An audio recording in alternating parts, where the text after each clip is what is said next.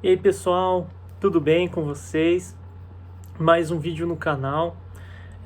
Dessa vez acho que está em 4K para vocês, acho que uma imagem melhor, a gente só estava fazendo em live. Eu vou fazer um vídeo falando dos jogos da segunda rodada e do que cada time tem que fazer para tentar obter os seus 3 pontos. O primeiro jogo é às 8h30 da manhã, a gente vai ter Everton e West Brom. Mike Dean apita, o Darren Kahn e o Dan Robertson são os assistentes. O Jeremy Simpson é o quarto árbitro e no VAR é o Simon Huber. O Alex Iwobi voltou a treinar depois de uma lesão. Foi uma pancada no pescoço. No entanto, o Brent White e o Holgate estão com problemas físicos e não jogam. O Slaven Bilic teve 2 adições no seu elenco. O Conor Gallagher, por empréstimo, Ivanovic vai jogar uma temporada nos Bags. O Everton vem de 1-0 em cima do Tottenham e o West Brom perdeu 3-0 para o Leicester. O Everton veio no 4-2-3-1 e o West Brom veio no 5-4-1 contra o Leicester.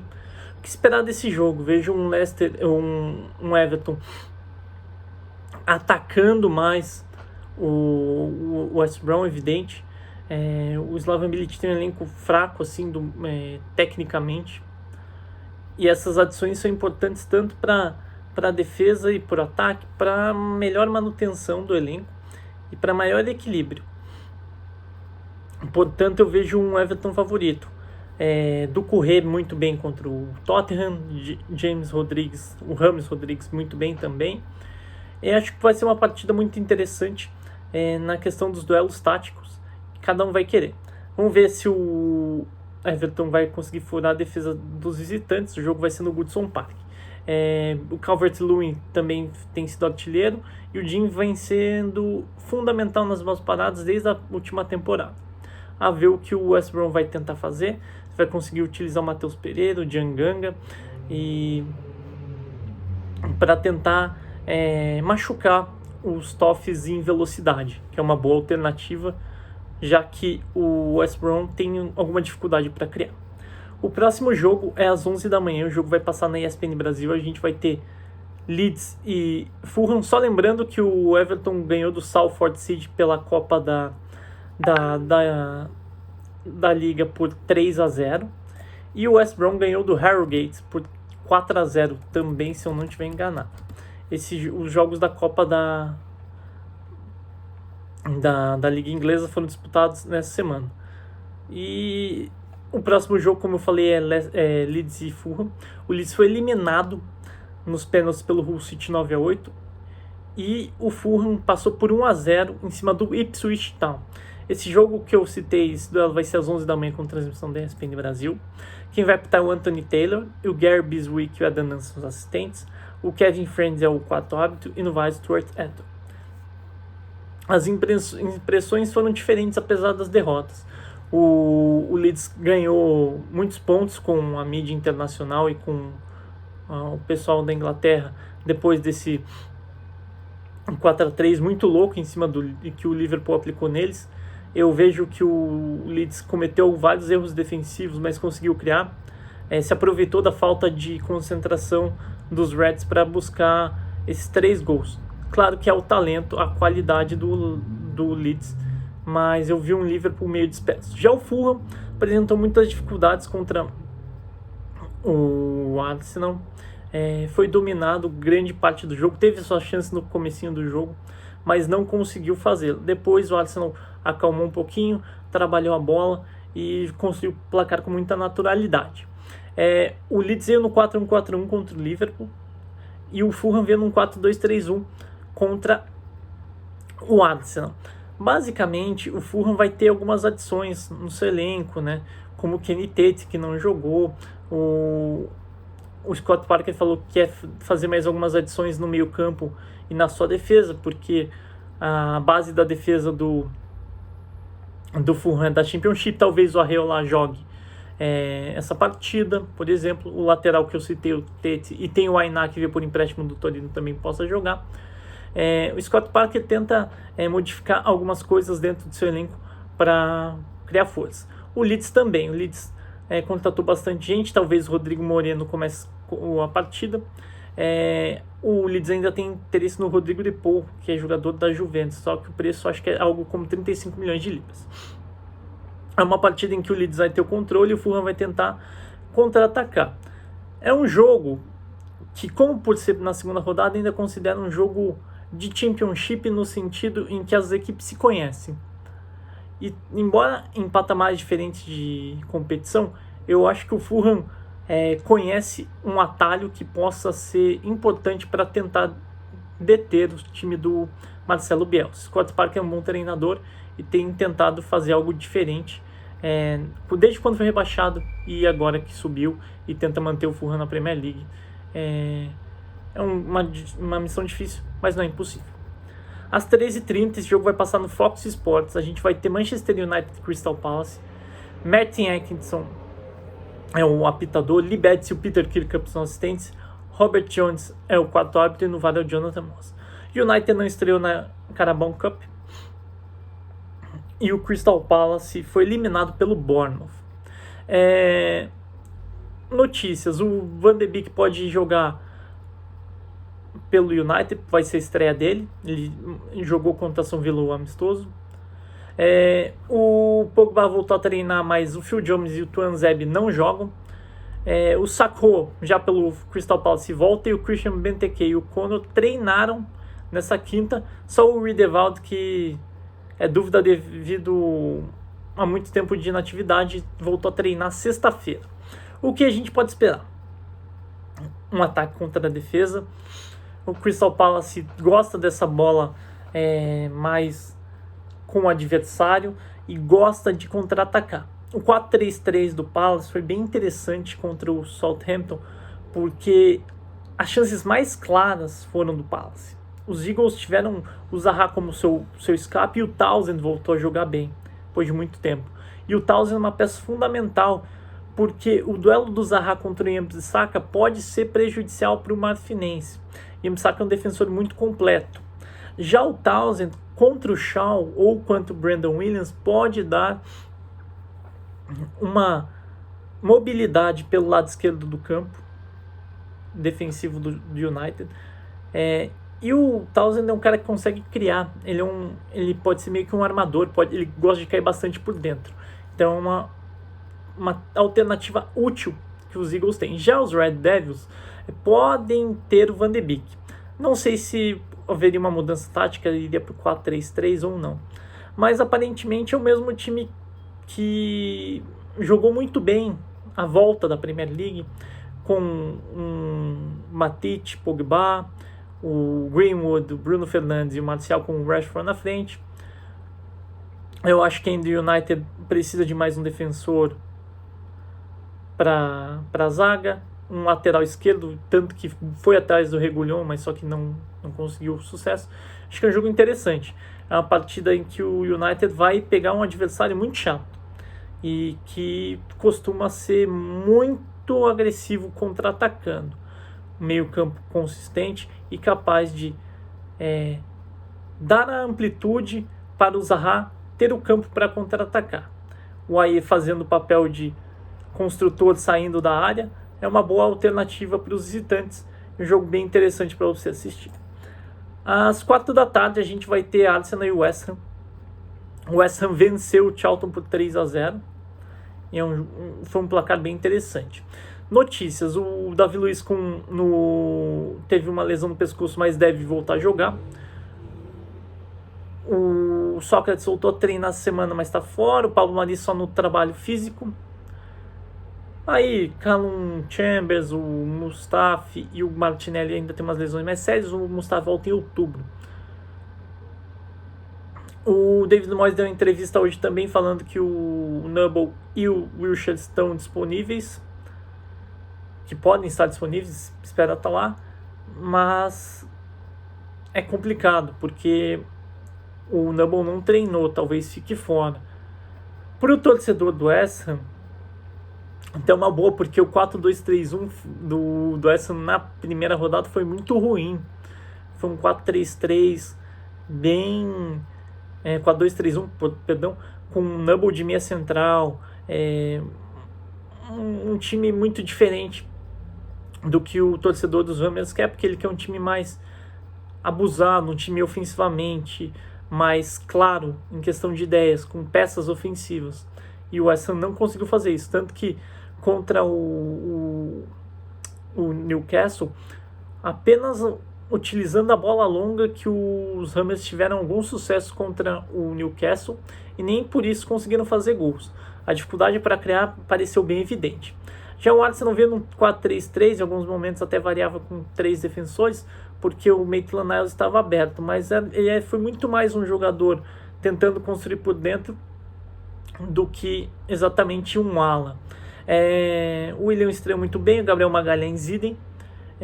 O trio William, Lacazette e Aubameyang pode ser uma boa alternativa. Eu imagino que talvez o Nicolas Pepe possa jogar nessa partida, porque vai pegar um West Ham fechado. É um duelo em que o Watson vai ter a posse da bola e o West Ham vai tentar se defender utilizando o contra-ataque. Jarrod Bowen e o Michael Antonio vão ser peças fundamentais, até porque o Pablo Fornals, que vem sendo utilizado no lado esquerdo do campo, não é esse cara rápido, é o cara que pensa, é um construtor. O Arsenal também pode ter o Ceballos começando, que seria bem interessante para a movimentação das jogadas. E acho que pode ser uma boa alternativa para tentar furar esse bloqueio do West. Esse jogo vai ser às 4 da tarde, transmissão do Dead Zone. O Michael Oliveira apita, o Stuart Burt e o Simon Bennett são os assistentes. O Darren England é o quarto árbitro e no VAR é o Chris Kavanagh. Aí vamos para o domingo. A gente vai ter 8 horas da manhã, Southampton e Tottenham. Esse jogo vai ser apitado pelo David Coates, o Harry Leonard e o Nick Hopton são os assistentes, com Kate Stroud sendo o quarto árbitro e no VAR o Chris Kavanagh. O Tottenham venceu uma partida muito dura contra o Lokomotiv Plovdiv por 2-1. Os adversários tiveram 2 expulsos. O Kane e o Ndombele fizeram os gols da virada. Já o Southampton perdeu 2-0 em casa para o Brentford na Copa da Liga e já foi eliminado. Sobre questão de lesões, o Redmond está fora, mas o Stuart Armstrong pode estar disponível. Já o Tottenham não tem nenhum problema físico, vai ter uma sequência muito ruim, né, de viagem, e para voltar a jogar na Inglaterra talvez faça algum rodízio de algumas peças, mas o José Mourinho foi com peças completas em relação ao jogo da Liga Europa. Sobre a partida, eu vejo um Southampton tentando pressionar um Tottenham que tem tido mais dificuldades e para ter a bola e criá-la, e pode ser até um aspecto interessante para o Ralf Hasenhüttl de pressionar um pouco e depois deixar a bola com o Tottenham, porque os Spurs têm tido dificuldade para criar. Os meio-campistas talvez tenham mais dificuldade. O Giovanni Lo Celso, que não tinha jogado, talvez possa jogar essa partida. Eu acho que tudo é muito interessante, é um duelo muito tático. O Højbjerg volta ao St. Mary's Stadium e o Kyle Walker-Peters vai enfrentar o seu ex-clube, o lateral direito de Southampton, que jogou no Tottenham desde a sua juventude até o começo da última temporada. É uma partida interessante. O Tottenham vai precisar muito do Son, do Lucas, desses caras rápidos para tentar machucar o Saints no contra-ataque, e o Southampton vai ter que criar um pouquinho mais. Fez uma partida um pouquinho abaixo contra o Crystal Palace, com dificuldades para criar, e muito vai passar pelo Ward-Prowse, pelos seus 2 extremos, né? O Djenepo pode ser que jogue, talvez o Buffal. O Ralf Hasenhüttl tem algumas opções, basta saber qual ele vai utilizar para tentar machucar o time do Mourinho.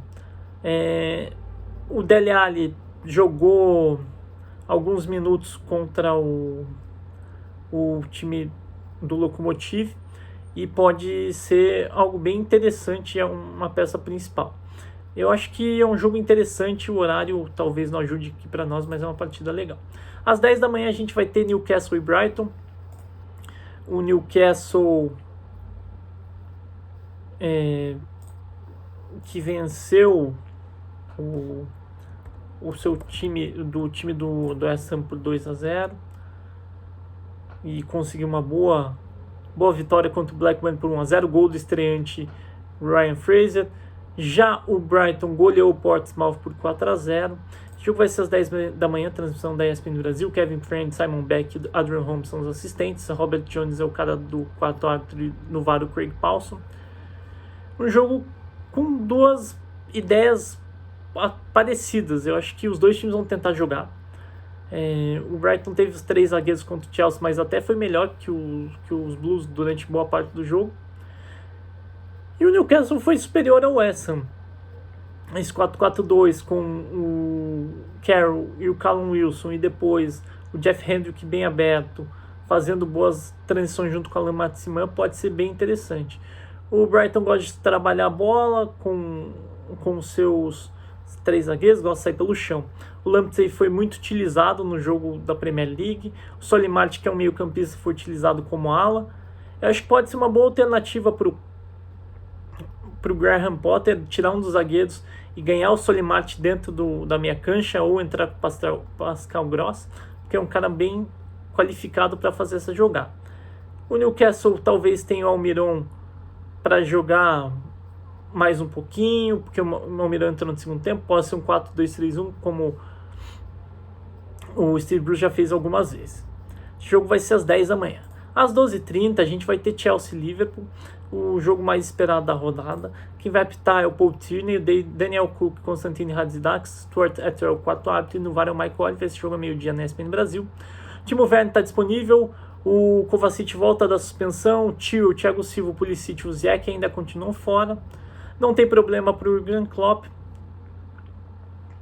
O Liverpool vai precisar de um nível de concentração maior do que teve contra o Leeds para ganhar essa partida, se quiser sair com os 3 pontos. Já o Chelsea precisa melhorar o desempenho, do 3-1 acabou enganando, muito por uma excelente partida do Reece James, o Kanté voltando à velha forma com várias interceptações.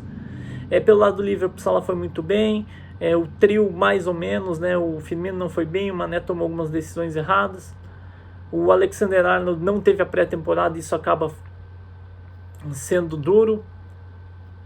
E assim, são partidas interessantes e que podem dar ao fã do esporte, da ESPN e a nós, fãs da Premier League, algo bem interessante, que é uma partida muito boa e interessante. Você falou, tá perguntando, Betinho, quais os esquemas táticos dos times? O Chelsea veio no 4-4-2 e o Liverpool no 4-3-3.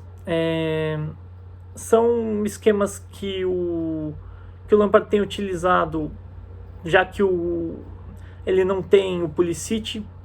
O Liverpool continua com o mesmo sistema. Falando sobre contratações, o Thiago só falta assinar e vestir a camisa do Liverpool. O Chelsea perto do Edouard Mendy, que é o goleiro do Rennes. Interessante, é um jogo muito legal. É uma partida em que a gente vai ver várias mudanças táticas e times realmente em forma. Às 3 horas da tarde, jogo no Fox Sports, a gente vai ter um Leicester e Burnley.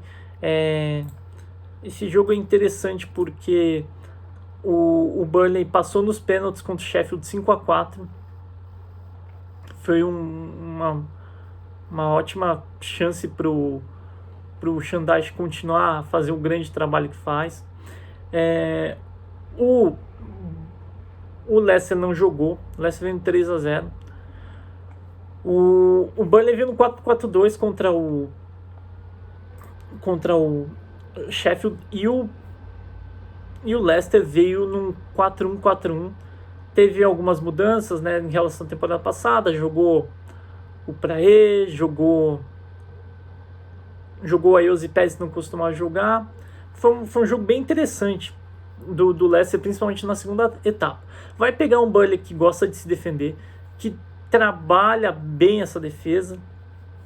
O Shandaish é um cara muito capaz de fazer isso e pode ser machucado na bola longa.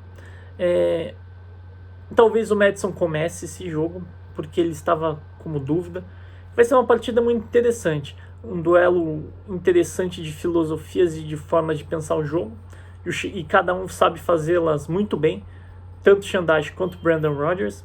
Acho que a partir do momento em que o Leicester conseguir botar a bola no chão pode causar dificuldades, e o Burnley tem meio-campistas qualificados como o Westwood, o Jack Cork e o McNeil como desafogo. O Jay Rodrigues terminou a temporada muito bem.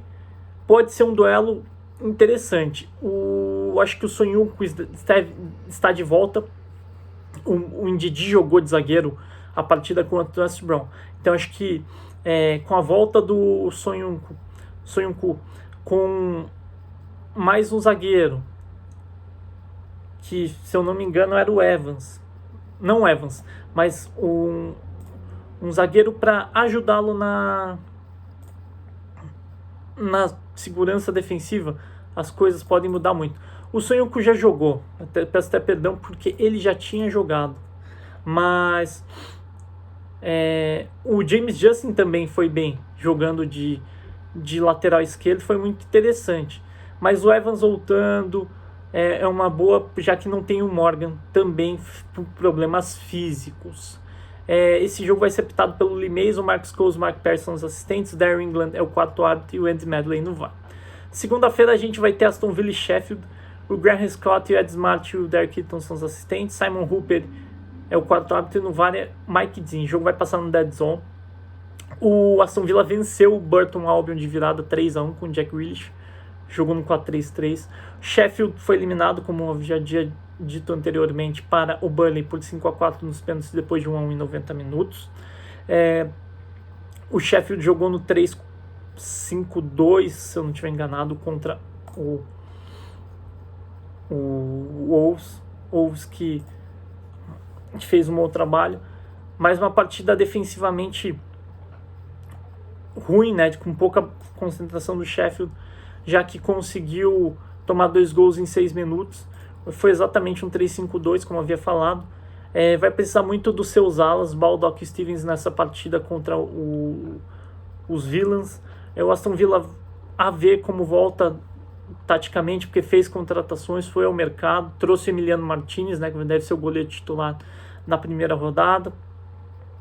Trouxe o Watkins do Brentford, que é um cara muito bom, centroavante. Pode ser uma boa alternativa pro Dean Smith. Eu também acho que o Sheffield com o treinador Chris Wilder pode ter mais algumas peças. Já tinha o Oliver Burke, por exemplo. O Sanderberg pode jogar mais alguns minutos. É um jogo interessante taticamente para ver como as equipes fazem. Eu imagino o Sheffield dominando a partida e o Aston Villa tentando sair em velocidade, com o Grealish sendo o comandante do time. Douglas Luiz terminou a temporada bem, pode ser um cara que controle as ações, mas eu acho que é um jogo em que o Sheffield pode se sentir confortável tentando controlar as ações da partida. Às 4h15 a gente vai ter Wolves e Manchester City para fechar a rodada. O Wolves perdeu para o Stoke City por 1-0, foi eliminado na Copa da Liga. O Manchester City não havia jogado. Taticamente, o Wolves deve jogar no 3-4-3, o City no 4-3-3, os times vêm jogando assim. O André Merler apita, o Scott Ledger, o Simon Long são os assistentes, Jonathan Mose é o quarto árbitro e o Peter Banks é o cara do VAR. O City tem tido dificuldades para enfrentar o Wolves, perdeu os 2 jogos da temporada passada por 2-0 e 3-2. Ter o Adama Traoré pode ser uma boa alternativa para utilizar a velocidade em cima dos laterais do City, ou o João Cancelo, ou o Zinchenko, ou até o mesmo Mendy, a gente não sabe. O City vai ter o Kevin De Bruyne em forma, que é capaz de trazer muitas coisas ao seu time, e acho que tem para ser uma partida muito boa dentro das características de cada clube. Não ter os 2 titulares, o Johnny pelo lado do